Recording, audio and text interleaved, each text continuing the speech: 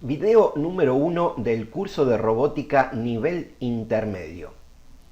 Iniciaremos con la introducción a la programación en modo texto. Continuaremos utilizando la herramienta Tinkercad con su módulo y componentes virtuales. La única diferencia es que ahora programaremos en texto y no con los bloques como lo hicimos en el curso nivel inicial.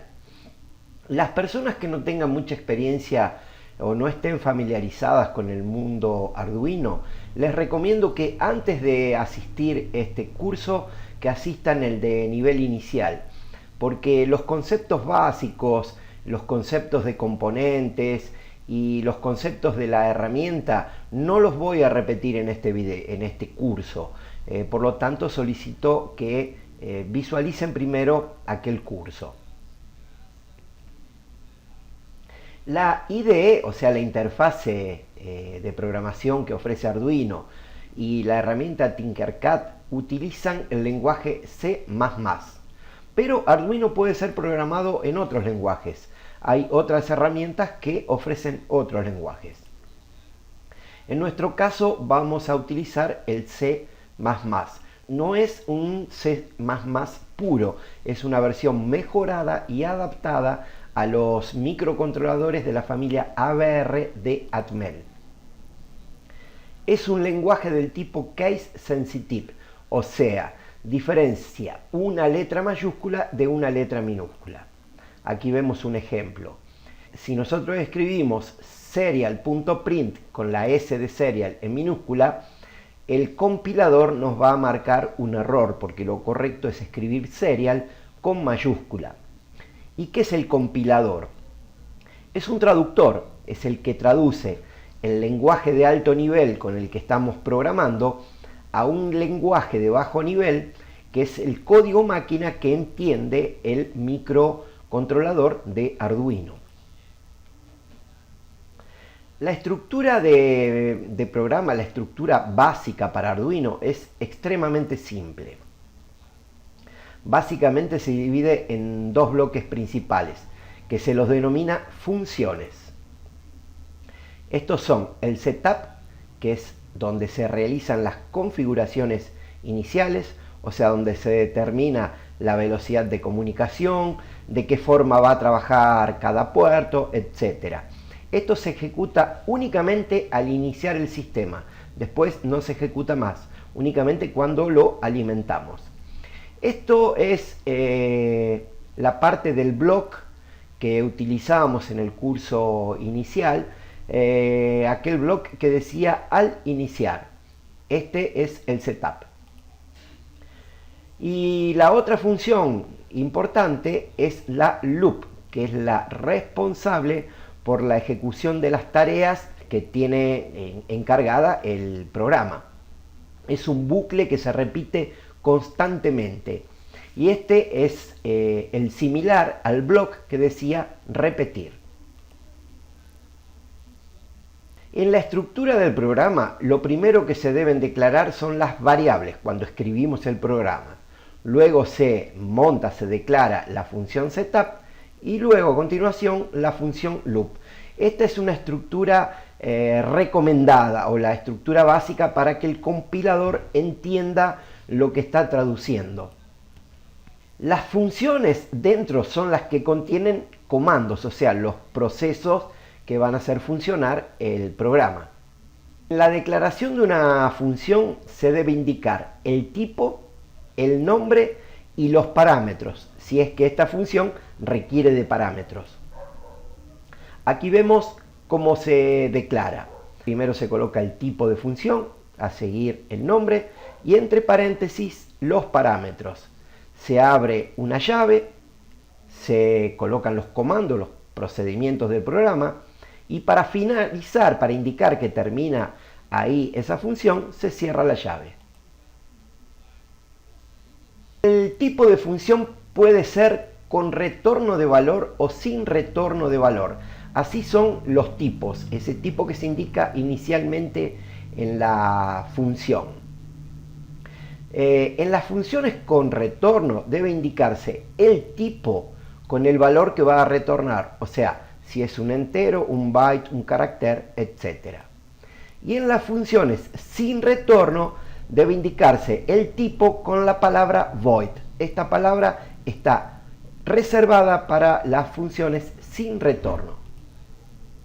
El nombre de la función es libre, se puede colocar el nombre que se quiera, no hay límite. Siempre se indica que el nombre de la función no se exprese qué es lo que hace la función, sino para dejar el programa un poco más entendible. Los parámetros son valores que se van a utilizar dentro de esa función y se colocan entre los paréntesis. Un ejemplo de qué es un parámetro. Supongamos que tenemos una función que es una calculadora. Entonces el parámetro sería, o los parámetros, los valores que se van a procesar y cuál es el operador, si es una suma, una resta, una división. Esos serían los parámetros. Si la función no utiliza parámetros, los paréntesis se colocan igual, pero sin nada entre medio de ellos. Los comandos que van dentro de las funciones siempre deben llevar punto y coma al final. Esto para que el compilador entienda que ahí termina cada comando. Un ejemplo, si queremos enviar la palabra Arduino por la puerta serie, debemos, al finalizar el comando, debemos colocar punto y coma. Si no lo colocamos, el compilador va a indicar error. También podemos colocar comentarios. ¿Recuerdan en el curso anterior que estaban esos bloques de color gris, que hacíamos un comentario indicando lo que hacía cada parte del programa? Bueno, en el modo texto también. Y hay dos tipos de comentarios. Los de múltiples líneas, que se colocan entre medio de estos símbolos, o sea, barra, asterisco, se coloca el comentario y se cierra con asterisco, barra. Y el otro tipo de comentario es el de una única línea. Y estos se colocan a continuación de una doble barra. Aquí vemos un ejemplo de comentarios de múltiples líneas y un comentario de línea única. Las variables, ya habíamos visto en el curso anterior, son básicamente posiciones de memoria del microcontrolador que se identifican con un nombre y el tipo de dato que será almacenado en ella. Estas variables pueden recibir datos y pueden ser alterados estos datos durante la ejecución del programa. Siempre antes de utilizar una variable, la misma debe ser declarada con nombre y el tipo de dato que almacenará. Si no, al compilar se va a producir un error. Cuando declaramos una variable en el inicio, o sea, antes del setup, esta variable es del tipo global, o sea, puede ser utilizada por cualquier función del programa o por cualquier estructura de control del programa. Ahora, cuando la declaramos dentro de una función o dentro de una estructura de control, estas son locales.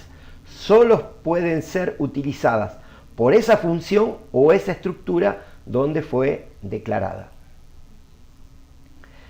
Hay muchos tipos de variables. Recuerdan que yo siempre decía que en el modo block no teníamos un único tipo y era muy difícil a veces realizar un programa. Entonces vamos a ver los tipos más importantes. Hay otros, pero voy a destacar los más importantes y los que vamos a utilizar con más frecuencia. Una de ellas es la del tipo char, que almacena caracteres, o sea, guarda el valor ASCII del carácter. Utiliza únicamente un byte de la memoria. También tenemos la boolean, que almacena valores booleanos, o sea, verdadero o falso. También utiliza un único byte de memoria. Otra es la variable del tipo byte, que almacena valores enteros entre 0 y 255. También utiliza un byte de memoria. Luego está la int, que es la que utilizábamos en el modo block, que almacena valores enteros entre menos 32.768 y 32.767. Esta variable utiliza 2 bytes de memoria y, como ven, permite utilizar números negativos.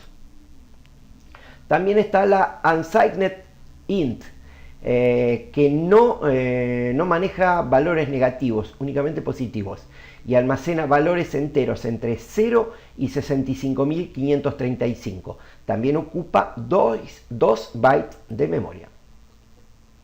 Otra muy utilizada es la long, que almacena valores enteros comprendidos entre menos 2.147.483.648 y 2.147.483.647. Esta variable utiliza 4 bytes de memoria. Otra también muy utilizada es la float, que almacena valores de punto flotante, o sea, valores con decimales, y valores que están entre menos 3,402.8235 elevado a la 38 y 3,402.8235 elevado a la 38. También utiliza 4 bytes de memoria. También tenemos los operadores, que son elementos que facilitan la manipulación de los datos. Permiten realizar operaciones básicas, booleanas, de comparación, etc. El lenguaje C++ es muy rico en cuanto al número de operadores que nos ofrece, siendo uno de los lenguajes con mayor cantidad de operadores. Ofrece operadores que encontramos en otros lenguajes de alto nivel y operadores que utilizan en lenguajes de bajo nivel como el assembler. Los operadores son divididos en las siguientes categorías: de asignación, aritméticos, de comparación, lógicos y lógicos bit a bit. Un operador de asignación es utilizado para atribuirle un determinado valor a una variable. Es únicamente un símbolo, el símbolo igual, es el operador de asignación. Y ahí vemos cómo se declara. Ahí decimos que la variable A es igual a 17, o la variable A es igual a A más 1. Solamente eso, el signo igual indica asignarle un valor a una variable. Los operadores aritméticos son aquellos que asociamos con las operaciones matemáticas. Por ejemplo, el símbolo más es el operador de suma. Ahí vemos la forma en que se declara, en que se utiliza. El símbolo menos es el de resta. El asterisco es el de multiplicación. La barra es el de división. El porcentual, él nos retorna el resto de una división de números enteros. Por ejemplo, si nosotros decimos que A es igual a la división de 7 sobre 5, la variable A va a recibir el valor 2, que es el resto que produce esa división. El doble signo más es el operador de incremento en 1. Como ven ahí, si A, vamos a suponer, tiene un valor 10 dentro, luego le colocamos A más, luego de eso va a tener el valor 11.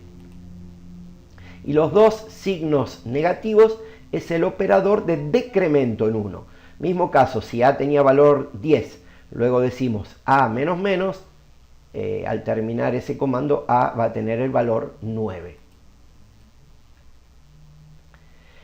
Los operadores de comparación son utilizados en estructuras condicionales para determinar una relación entre datos. Devuelven siempre una condición booleana, verdadero o falso. Recuerdan que utilizábamos el block del sí entonces o el sí entonces sí no, y colocábamos siempre una condición. Bueno, estos son los operadores de comparación, que puede ser mayor que, menor que, mayor igual que, menor igual que, igual a qué o diferente a qué. Nosotros en bloque ya lo teníamos todo ya preestablecido dentro del block. Solamente abríamos el block y seleccionábamos lo que queríamos. Ahora vamos a tener que escribir para indicar qué es lo que queremos hacer en la condición. Los operadores lógicos son utilizados cuando es necesario realizar un análisis sobre más de una condición para que esto produzca un resultado. Recuerda cuando vimos la parte de las entradas lógicas, que teníamos que colocar una condición en relación a otra. Bueno, y estos operadores son el AND, recuerdan, deben cumplirse todas las condiciones para que el resultado sea verdadero, y se indica con las dos i comerciales. El OR lleva la doble barra vertical y debe cumplirse una de las condiciones como verdadera para que el resultado sea verdadero. Y por último, el operador NOT, que es el signo de exclamación, que valida la condición cuando el resultado de la misma es falso, o sea, invierte la condición. Y por último tenemos los operadores lógicos bit a bit, que inicialmente no los vamos a ver porque son utilizados para realizar operaciones lógicas entre valores binarios. Aquí también tenemos el AND, solamente que se indica con una única i comercial y realiza una operación booleana AND entre los bits de dos valores. Ahí vemos la forma en que se indica o se escribe. También tenemos el OR, que realiza un OR entre los bits de dos valores a nivel binario. La operación OR exclusivo, la operación NOT entre los bits de dos valores, o sea, le cambia el estado a los bits de los valores. Esta desplaza determinadas posiciones a la derecha los bits de un valor. Por ejemplo, nosotros colocamos la variable a, en este caso, el mayor, y luego 2, esto indica que va a mover 2 bits a la derecha todo el valor de esa variable, siempre hablando en binario. Y aquí tenemos igual, pero desplaza n posiciones a la izquierda los bits de un determinado valor. Tenemos en el C++ la abreviación de operadores. Es una forma de reducir la asociación de operadores o reducir el comando. Y aquí vemos, la forma normal de sumar dos variables sería esa, a es igual a a más b. Pero la forma reducida sería a más igual a b. Es exactamente lo mismo, pero escrito de otra manera, una manera reducida. Existe también la reducida de la resta, de la multiplicación, de la división, del resto de una división de enteros, de una operación AND a nivel binario, de una operación OR a nivel binario y de una operación OR exclusivo a nivel binario. Las directivas del compilador son comandos que no son compilados, o sea, no son cargados en el programa.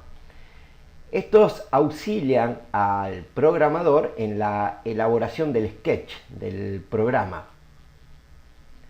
Básicamente son dos, los que nosotros vamos a ver son estos dos. Existen otros, pero son de menos importancia y menos utilizados. Los dos principales son el include y el define. El include se utiliza para incluir una biblioteca en el programa. Recuerdan que una biblioteca es un programa externo que auxilia a nuestro programa principal, o sea, un programa preelaborado, el cual lo vamos a llamar para realizar alguna tarea específica y reducir nuestra tarea de programación. Para realizar esto, lo que hacemos es lo siguiente, lo declaramos de la siguiente manera. El hashtag include, se abre el signo, el nombre de la biblioteca, .h, .h porque es lo que indica, es la extensión que indica que es una biblioteca de Arduino. H de head, de cabeza de la biblioteca. Y se cierra el símbolo. Y el define permite dar un nombre a un valor que es constante dentro del programa. Vamos a colocar un ejemplo. Tenemos un puerto del Arduino que va a controlar un LED y lo vamos a encender y apagar indefinidas veces. En muchos comandos del programa o en muchas partes del programa lo vamos a estar cambiando, encendiendo o apagando. Entonces lo que hacemos es definir ese nombre, mi-LED, con el número 7. ¿Qué quiere decir esto? Que cada vez que el compilador lea la palabra mi-LED tal como está escrita con la L mayúscula, o puede tener la L minúscula, yo lo destaqué así para que se entienda. Cada vez que lea esto, él va a interpretar que eso equivale al número 7. Entonces, en vez de decir que vamos a utilizar el puerto 7 como salida a un nivel tal, es solamente colocar mi-LED y ya el compilador va a entender que es el número 7, el puerto, en este caso, el puerto número 7. ¿Y cuál es la ventaja? Que si en algún momento nosotros tenemos que alterar nuestro sketch, nuestro programa, solamente vamos a ahí donde está el define y cambiamos el valor. Vamos a suponer que por alguna cuestión especial en otro momento no tenemos que usar el puerto 7, vamos a utilizar por ejemplo el puerto 12. Solamente cambiamos ahí en mi-LED el número 7 por el número 12 y listo. Ya el compilador va a hacer todo el trabajo por nosotros. No tenemos que estar alterando ese número en cada comando del programa que lo utiliza. Tanto el include como el define se declaran en el inicio del sketch, antes de declarar las variables. Y no se le coloca punto y coma en el final, así como está en el ejemplo que coloqué.